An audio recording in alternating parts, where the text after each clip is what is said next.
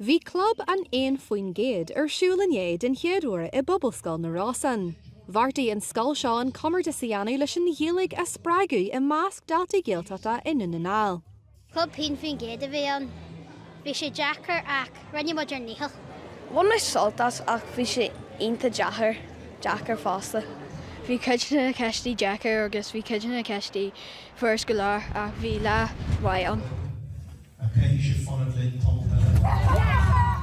Jerry bhí an bua ag scoil fádraigh dóir. Bhí srei ceistnaíon agus de réir mar a bhí muidir gal ré munar na páistí a bhfuil geart bhí muidir fágáil sláin ag codan na fórne.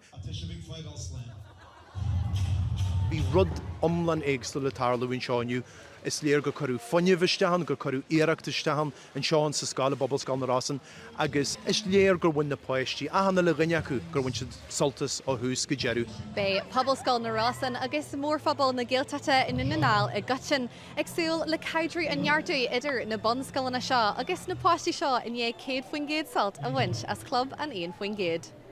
Kathryn Nuacht Cúla4, bPobalscoil na Rosann.